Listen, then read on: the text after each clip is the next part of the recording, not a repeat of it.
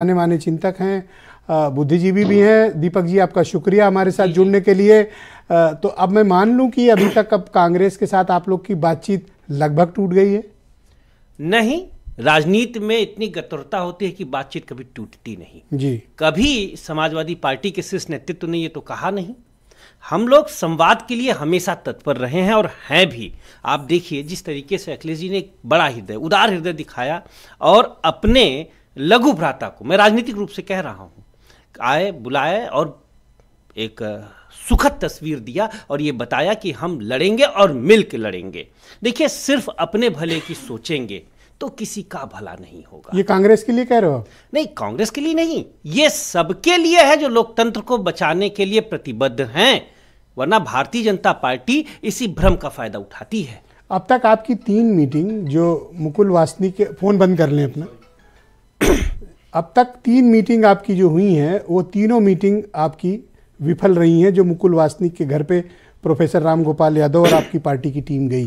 तो क्या कारण था कि सीटों का बंटवारा? अब तक आप 10 तारीख को मीटिंग थी, फेल। 17 को मीटिंग थी, फेल। 17 के बाद तीसरी बार बैठने की नौबत ही नहीं है। ऐसा नहीं और है। उसी बीच आपने जयंत चौधरी को बुला के सीट तो उनकी बांट दी। क्या कांग्रेस को विश्वास में लिया? देखिए, पहली बात तो स्पष्ट है कि उत्तर प्रदेश की जो राजनीतिक परिभूमि है, जो पृष्ठभूमि है, उसमें समाजवादी पार्टी और समाजवादी सोच ही भाजपा को हरा सकती, पहले भी हराया है और आगे भी हराएंगे। अब जहां तक कांग्रेस का पक्ष है तो कांग्रेस को चाहिए कि उदार मना होकर सबके साथ बात करे। चूंकि ये उदार मना 2 बार बोल चुके हो। क्या उदार हो? अपनी पार्टी खत्म कर लें? नहीं, पार्टी क्यों खत्म करेंगे? क्या उदार मना? पार्टी क्यों खत्म करेंगे? ममता कह रही मैं 1 सीट नहीं दूंगी, अरविंद केजरीवाल कहलवा रहे हैं भगवंत मान से 1 भी सीट नहीं देंगे। आप कह रहे हो उदार मन हो जाओ। अरे क्या करे कांग्रेस? छोड़ दे सब सीट? बिल्कुल नहीं, सीट नहीं देना चाहते हो? बिल्कुल नहीं। तो आप ये उदार मन को व्याख्या करो। वो वैसी पुनरावृत्ति न करें, ऐसी त्रुटि न करें जो उन्होंने मध्य प्रदेश में किया था और आई हुई जीत, आया हुआ श्री दरवाजे से लौट गया। अखिलेश क्या चूक न करें? क्या कहना चाहिए? भाई, सबको साथ लेकर चले।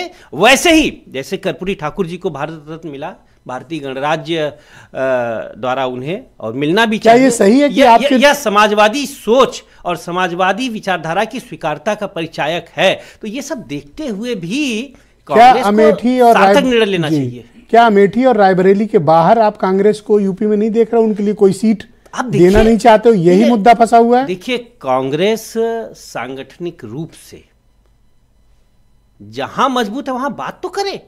और सबसे बड़ी बात यह कि जो आपने कहा कि 3 बैठकों का जो वासनिक जी और प्रोफेसर रामगोपाल जी के मध्य हुआ, अभी उन बैठकों को नकारना ठीक नहीं। रामगोपाल जी अनुभवी नेता हैं, अभी उनकी तरफ से कोई बयान नहीं आया। और फिर एक बार और मैं स्पष्ट कर दूं मान्यवर, वो कहते हैं ना कि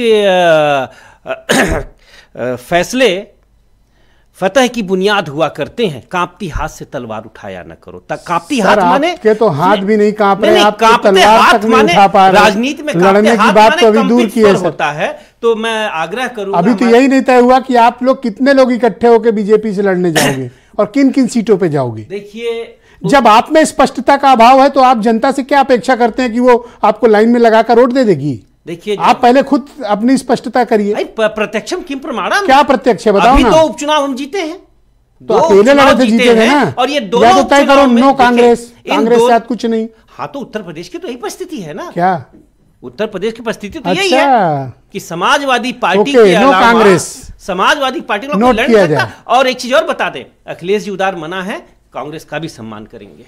2 सीट जी, 2 सीट वो जीतने लड़ने में सक्षम है। आसिम वकार, उत्तर